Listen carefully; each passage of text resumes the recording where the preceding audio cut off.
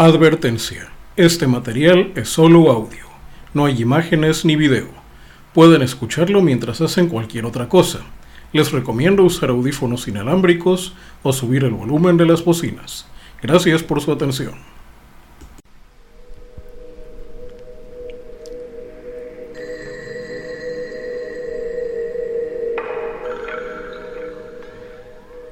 Modo protegido. El podcast de un autoproclamado programador de videojuegos. Comenzamos.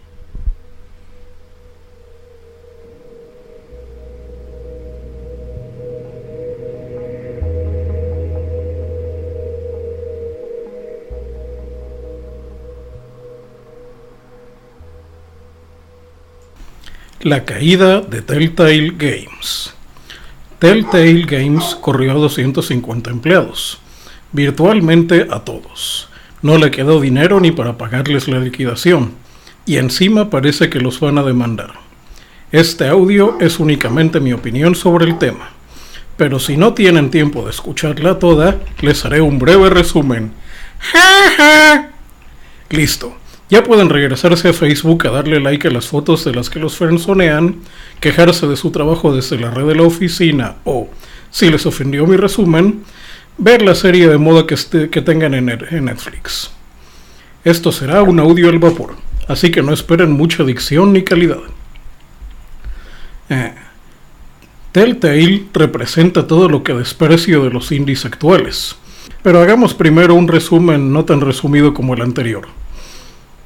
Indies que apenas le mueven a un engine le sacan millones al capital vampiro, compran los derechos de una serie de moda, hacen juegos sin gameplay que juegan los normies, contratan retoque de botones, le cargan la mano a 3 nerds que sí hacen algo, y al final se quedan sin dinero porque sin los zombies no son nadie.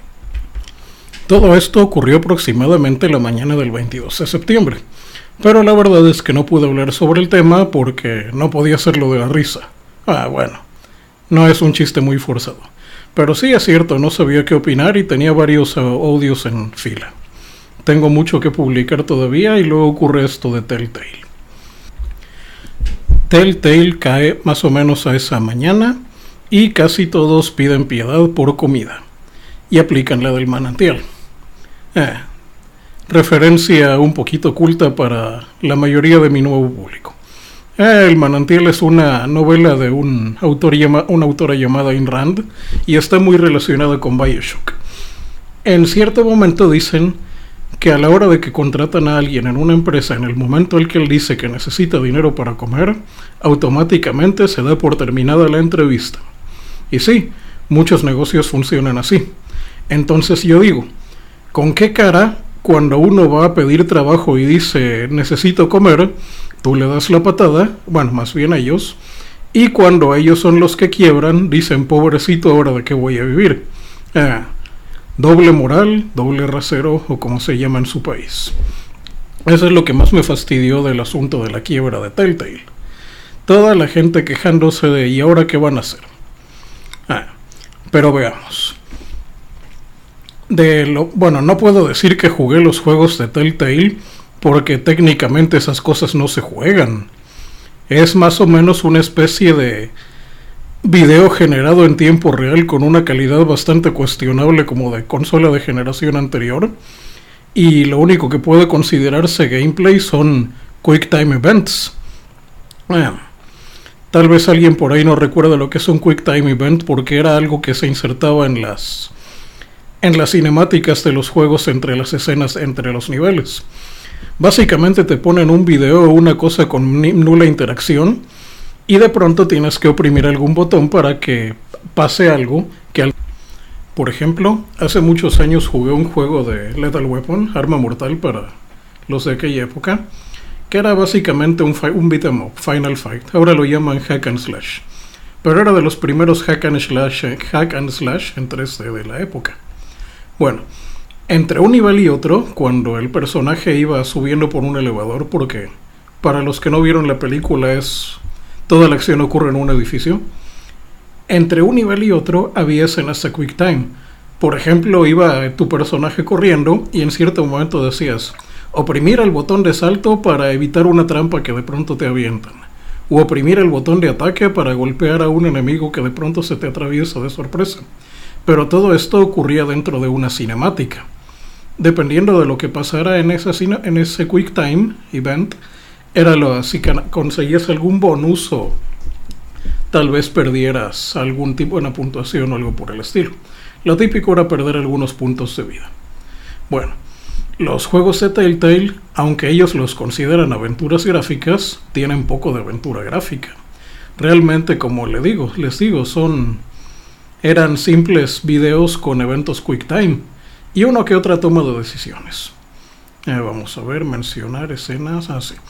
Bueno, lo que yo recuerdo que eran las aventuras gráficas, y lo digo porque tampoco eran mi género favorito en esa época, te ponían en una escena ya abierta y tú tenías que explorar. De hecho, la gracia de las aventuras gráficas es esa, que te mandan en un lugar y tú exploras, manoseas todo y ves qué encuentras. De hecho, ahora con el VR, visores de realidad virtual, encuentro que el género de las aventuras gráficas originales insertadas en un ambiente VR son algo bastante interesante de jugar. A diferencia de otra época en la que tenías que estar barriendo con el ratón toda la pantalla, en un sistema VR barres el vacío con las manos, que es algo mucho más intuitivo que utilizar un ratón. Vamos a ver en qué iba. Las escenas de acción, sí. Y lo que tenían las aventuras gráficas en esa época era la investigación. De hecho, si tuviera que comparar con otra cosa los juegos de Telltale, eran un poquito más cercano a lo que ahora los otakus llaman visual novel. Era una visual novel con un poco más de animación en lugar de sprites montados como casi todos. De hecho, ya me ha tocado ver algunas visual novels que imitan un ambiente 3D en tiempo real bastante logrado. Pero eso es más asunto de presupuesto que de jugabilidad. Yéndonos a la parte de la jugabilidad, la mayor parte de esas visual novels son en primera persona, ya sea de que sea tu personaje el que está jugando o que tomes el papel de un personaje dentro de una historia. Eso, a diferencia de los juegos de Telltale, te ponían más como un espectador que veía la acción y simplemente decidías qué ver. Eso me recuerda un pequeño detalle. ¿Que en la época de los DVDs no existía algo parecido? Había unas opciones que nadie utilizaba de los DVDs que eran para eso. Tú podías correr una película y en ciertas partes decir, voy a hacer que la historia se vaya por este lado o voy a hacer esto otro para que la historia cambie. Pero realmente la mayoría de los DVDs no utilizaron esa función. Por algo sería. Pero la función estaba ahí. Podría ser otro ejemplo que no se utilizó, la función multiángulo. Bueno, la mayor parte de las películas no utilizaban esa función, pero había algunas que sí y era bastante útil. Pero eso era más juego. De hecho, yo considero que esos DVDs de esa época eran más videojuego que película. Y ahora que veo lo hecho con Telltale, es algo muy similar.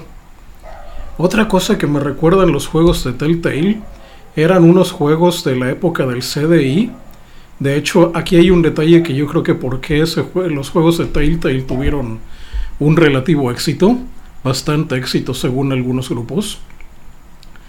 En los 90s hubo una cochinada a la que le dedicaré un día un audio entero, llamada 3DO. El 3DO era un intento de consola de videojuegos, pero que no estaba diseñada para juegos de acción rápida, y casi todo se basaba en video que era igual. Te ponían un video y en cada momento tú decidías tomar una acción para que la historia corriera de otra manera.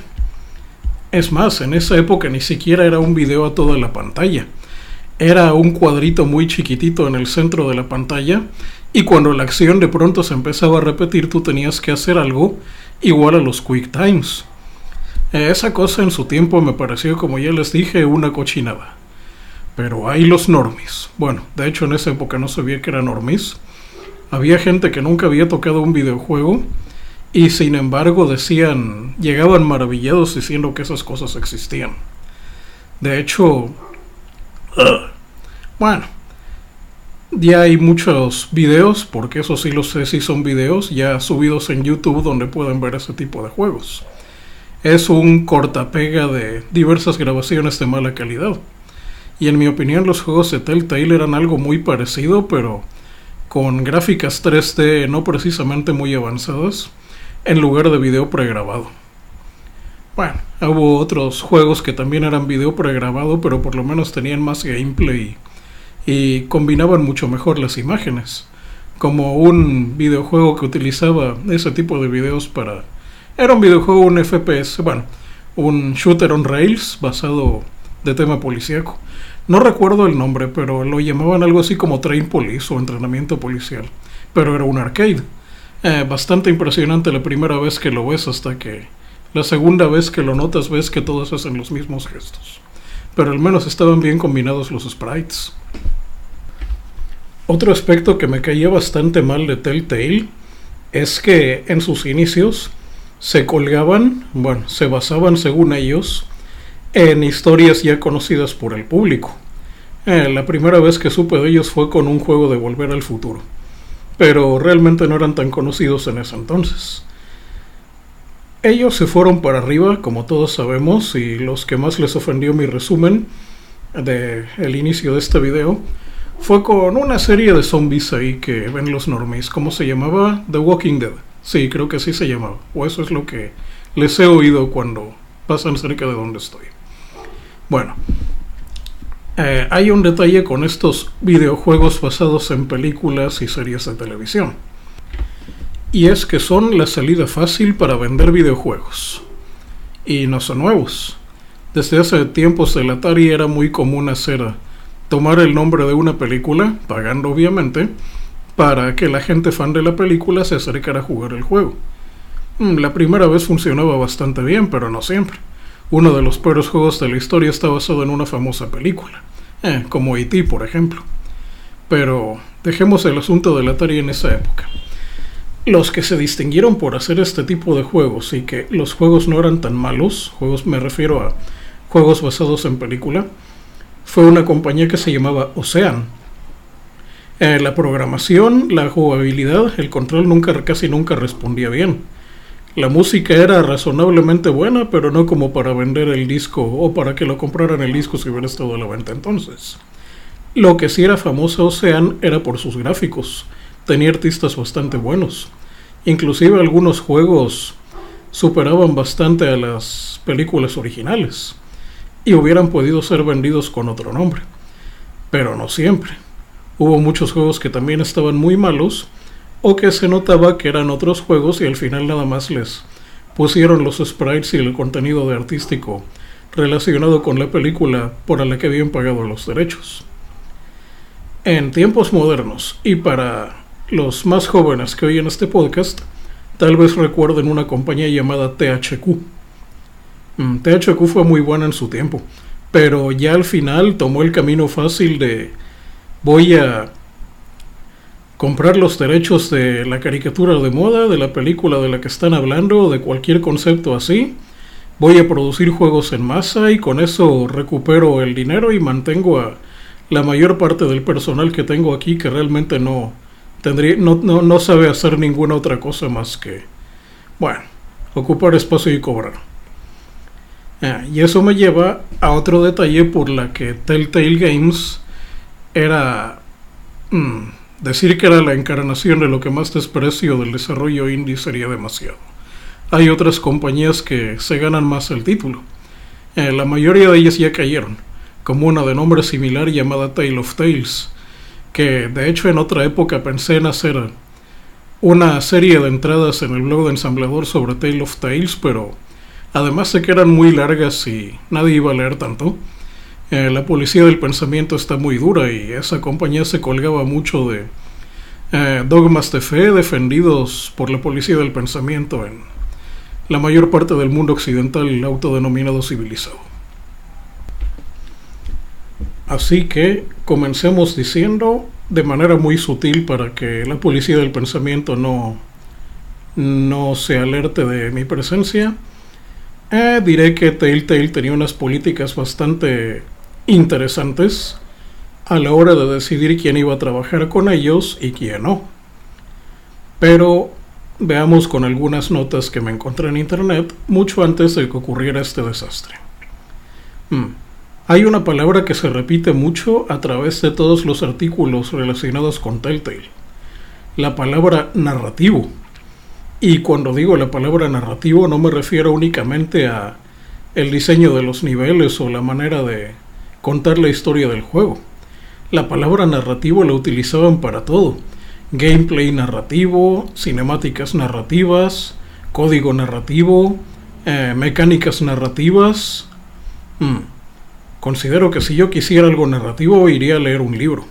No me quedaría con un videojuego.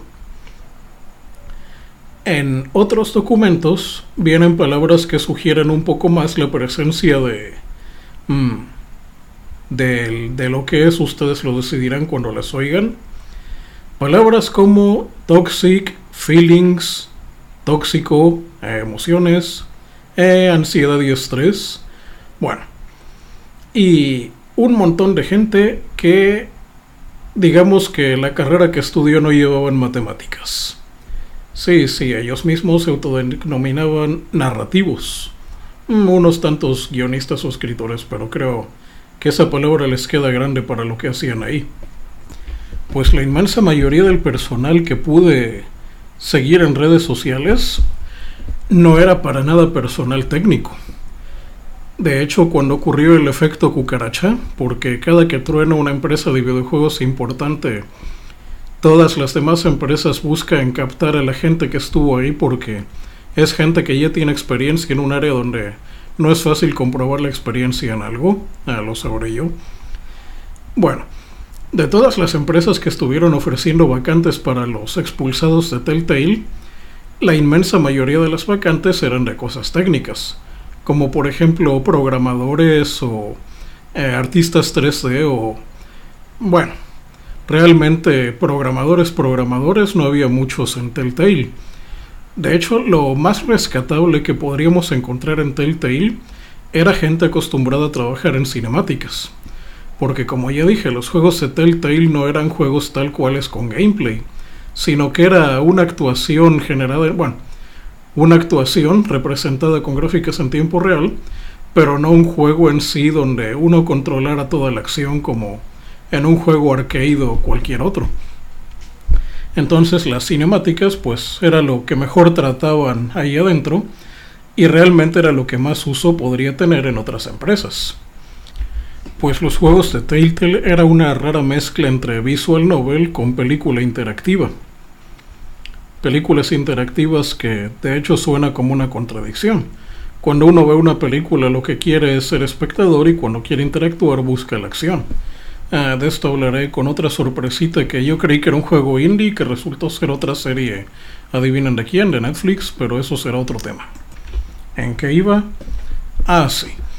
De todos los que decían, oh, pobre de mí, me quedé sin mi sustento, mis sueños se rompieron, voy a tener que ir a trabajar al Starbucks.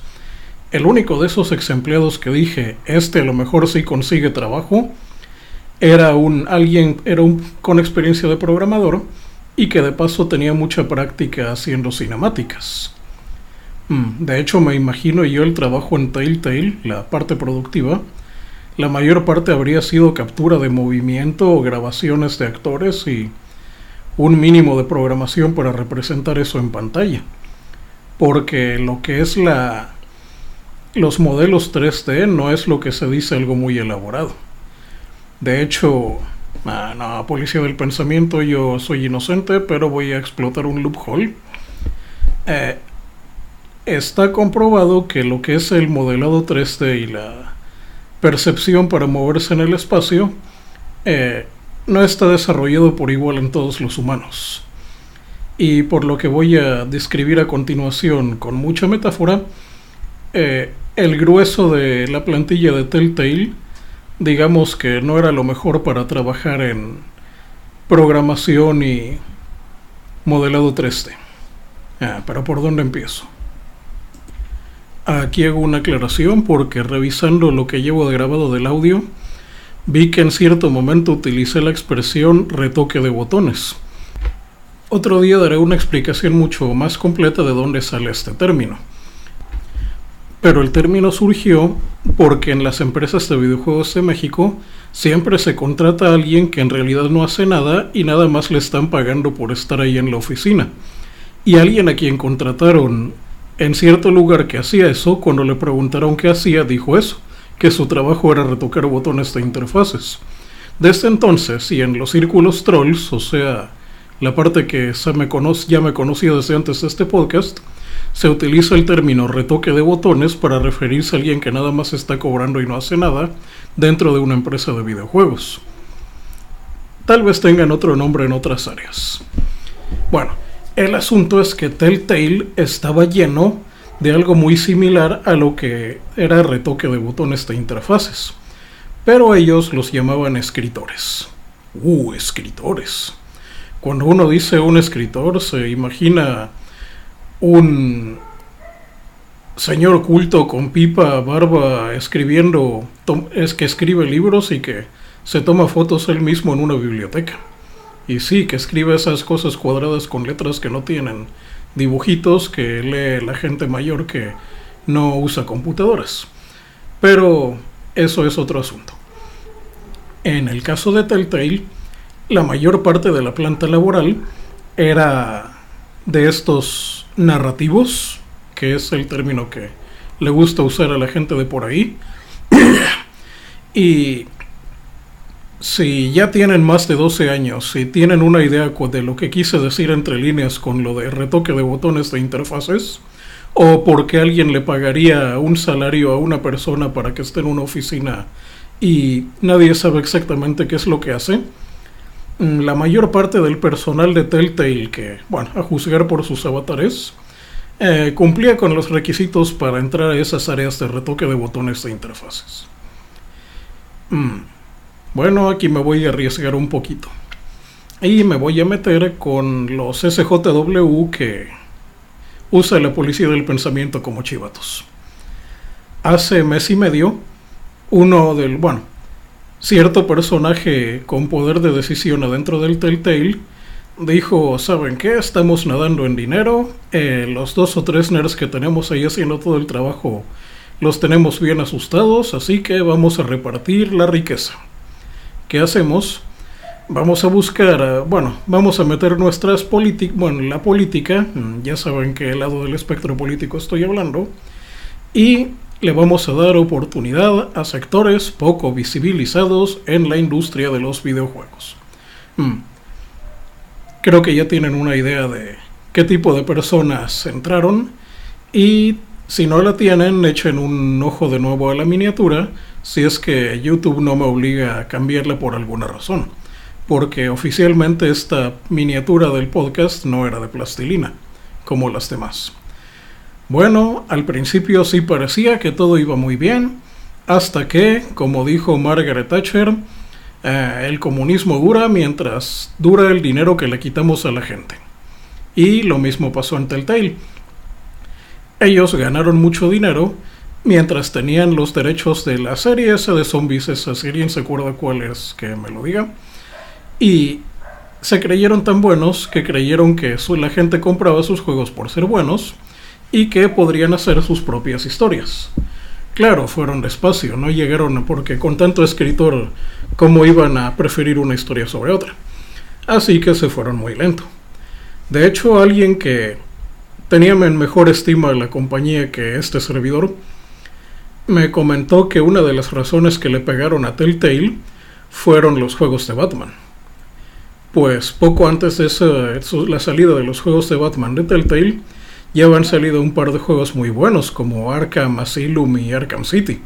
Y realmente esos sí eran juegos, y la parte de la historia era bastante buena en sí. Bueno, no sé si decir que una historia de un videojuego es buena si ya de por sí sale de una buena historieta. Ahí habría que felicitar más bien a los escritores de las historietas y no tanto a que el juego haya aportado una buena historia.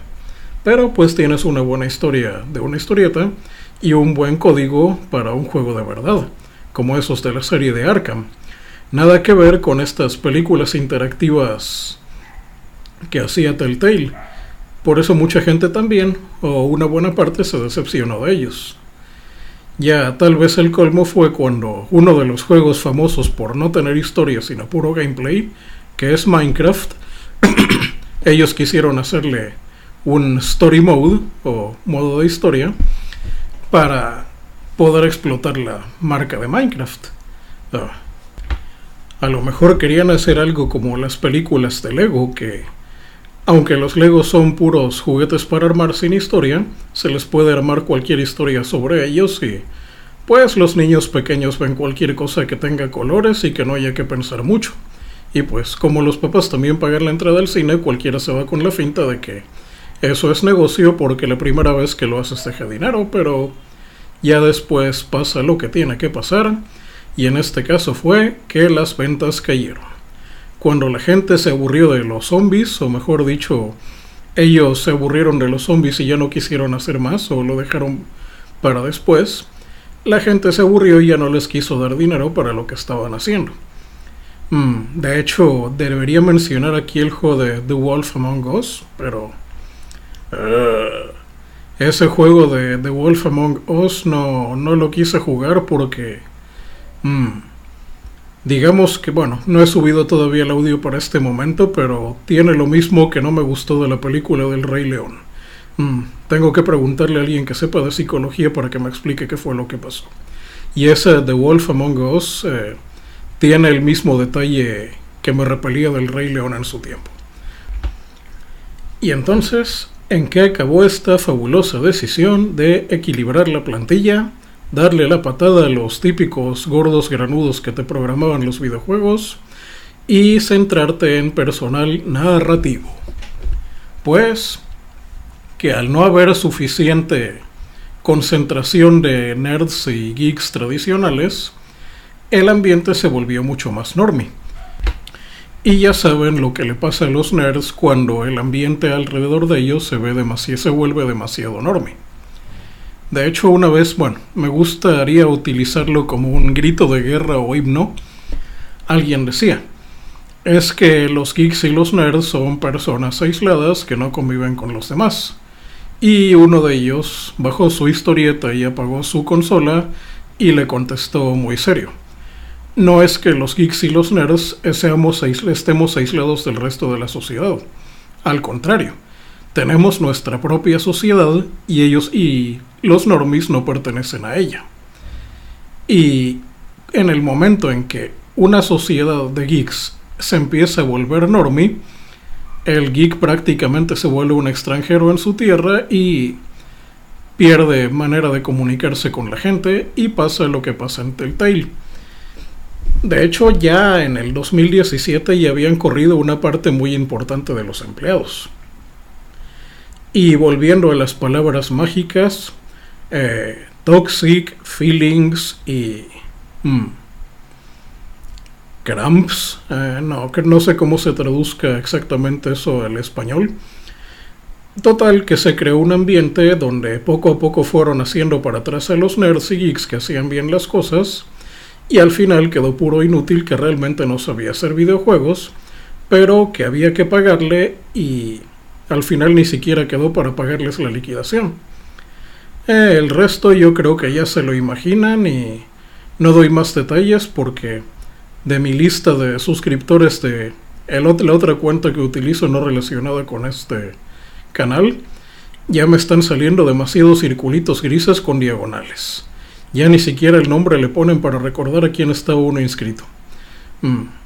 No quiero que me pase lo mismo aquí. En resumen, Telltale cayó por colgarse de programas famosos, contratar gente que no hacía nada, sobreexplotar a los pocos que sí hacían algo y por creer que nunca se les acabaría el dinero. Sin mencionar la típica actitud de muchas de estas empresas de tienes el privilegio de trabajar aquí. ¿Dónde he visto eso? Más bien deberían decir, tienes el privilegio de que a mí me dio la gana contratarte aunque realmente no produzcas nada.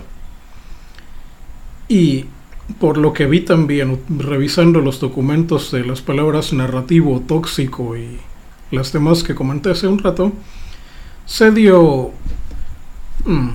¿cómo puedo decirlo sin exponerme demasiado?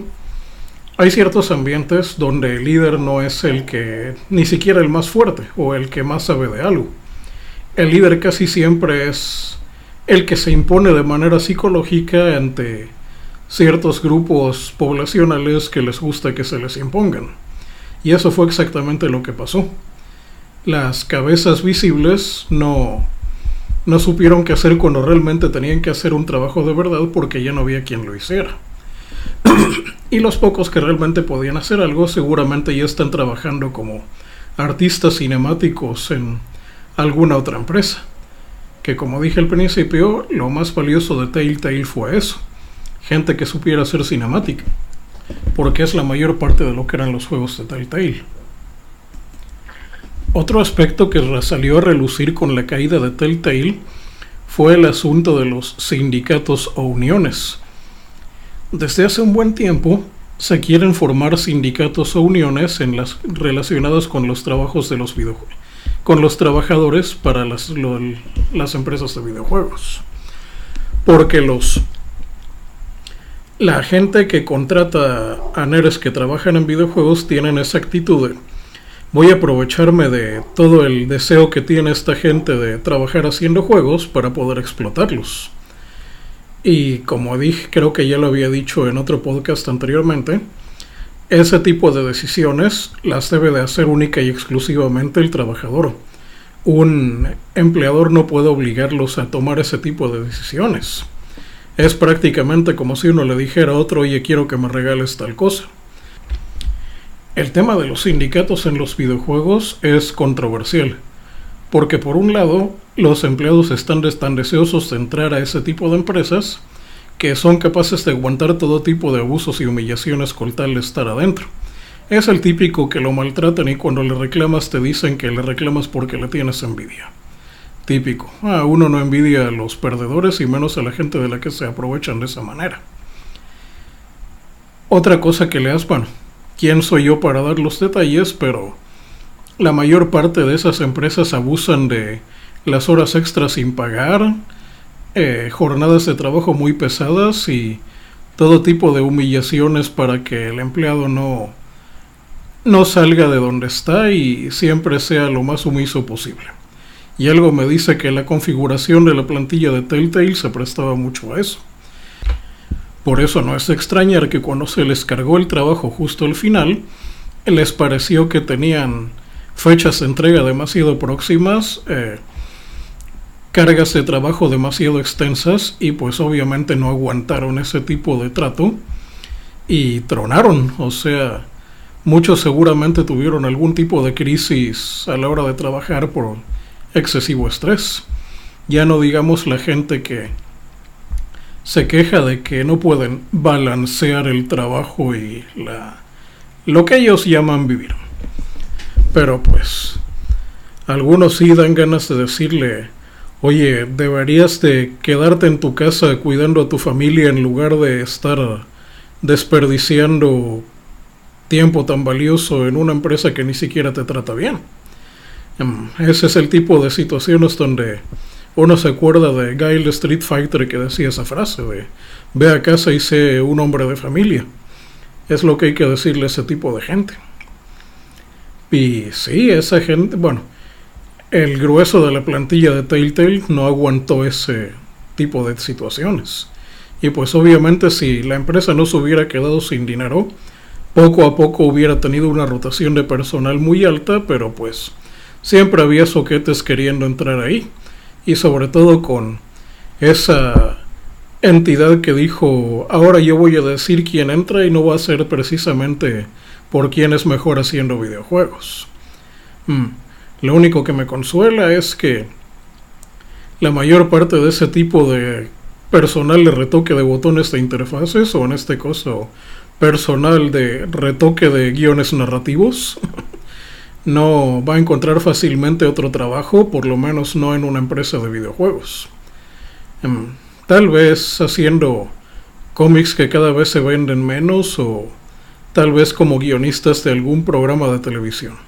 Les recomiendo que hagan su propio canal de YouTube, que por lo menos sí estarían en mejor capacidad que yo de hacerlo. Por algo, de momento solo subo audio. Ese tipo de personal no tendría ese tipo de limitaciones.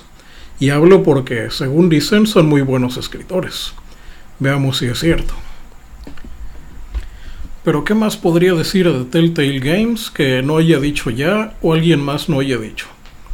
Bueno, ya dije que se colgaron de un hombre famoso, que creyeron que el dinero les iba a llegar siempre, que tuvieron políticas que valoraban otras cosas no relacionadas con el cómo hacer juegos y que al final lo terminaron pagando.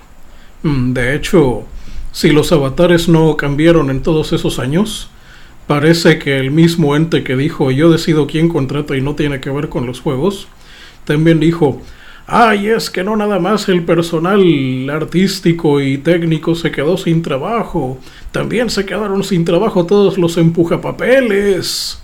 Sí, ustedes saben, los empujapapeles que ganan más que los que programan y diseñan, pero siempre se están quejando que nadie los toma en serio en las empresas de videojuegos. Y ni siquiera el que les paguen más que a los otros les consuela. Pero, bueno, creo que no tengo que ocultarlo. Yo tengo sumo desprecio por los indies que de pronto quedan en el reflector. De hecho, creo que sería más fácil decir qué juegos indie me parecieron juegos buenos que decir cuáles me parecieron malos. De momento podría mencionar Cuphead, que es de los pocos juegos que me parecieron buenos a pesar de que en su tiempo de desarrollo tenía mis dudas. De los demás, échense la vuelta por el podcast de indies que se cuelgan de videojuegos famosos y en que se gastan tanto dinero los indies. Tampoco voy a ocultar de que me la paso muy bien cuando me entero que alguna empresa de videojuegos de la era moderna tiene un despido masivo o directamente quiebra. Las empresas de videojuegos han cambiado mucho de cómo eran cuando empecé a programar y tenía otra idea de lo que era hacer juegos. De hecho, diría que las últimas empresas que sí me sentí mal de que fracasaron, de que cerraran, fueron SNK, Technos Japan Corp y a medias Data East, pero Data East ya estaba más allá que acá en sus últimas épocas. También podría decir que me decepcionó cuando Sega dejó de hacer consolas porque su líder, que era el que mantenía todo el changarro funcionando, murió, pero de eso hablaré en otro audio, porque la historia de Sega y su relación con Nintendo es algo que ya me han pedido algunos de los lectores, oyentes en este caso. El resto de los indies, para mí, en su mayoría se pueden ir al demonio. De hecho, antes de Telltale, ya había caído otro indie que tenía que despreciaba bastante más, y creo que no sé si lo mencioné ya antes en este mismo audio, y que tenían un nombre muy parecido, Tale of Tales. De hecho, esas cosas eran peor todavía que los de Telltale porque parecía que eran jugables y en realidad no había ni siquiera un objetivo o una condición de victoria. Inclusive ellos decían, no hacemos los juegos que la gente quiere jugar, ni siquiera hacemos los juegos que nosotros queremos jugar. Hacemos los juegos que nos da la gana hacer. No me digas. Y por eso quebraron. Típico, sus gastos superaron sus ingresos. Y la gente se aburrió y se quedó jugando juegos de verdad. Hay otro juego igual narrativo que no dudo que sea el siguiente en caer, pero ese por lo menos cuida un poquito más los gráficos que Telltale. Y pues mientras no gasten demasiado en mantener ese aspecto gráfico por no tener suficientes programadores o los programadores frenzoneados que tengan ahí trabajando se harten y se vayan de ahí, yo creo que les va a pasar lo mismo que a Tale of Tales, y no sé cuántos Tales ya van cayendo, pero eso será otro asunto. De momento esta cochinada ya me mide ya casi 40 minutos y realmente no aporta nada a lo que tengo que decir. Lo único que me queda es decir que la caída de Telltale es que lo ocurrido con Telltale debería de venir en los libros de texto de desarrollo de videojuegos, si alguna de esas carreras pudiera tomarse en serio, sobre lo que no hay que hacer a la hora de tener una empresa de juegos, porque prácticamente cometieron todos los errores del libro. De hecho, se me pasó a mencionar que en cierto momento quisieron desarrollar su propia tecnología, pero Por algo no lo hicieron, no fue poco lo que lograron. Tal vez ese programador de engines realmente no pasó de ser un programador de gameplay. Y pues de esos programadores de gameplay creo que fueron los pocos que consiguieron trabajo en otras empresas de videojuegos. Para todos los demás, tendrán suerte si los contratan en el Starbucks. Que la razón por la que los contrataron no creo que no les va a durar toda la vida. Y sí, tal vez en un tiempo ya no se contrate a tanta gente para muchos negocios. Así que ya me fastidié y aquí marco el fin de la transmisión.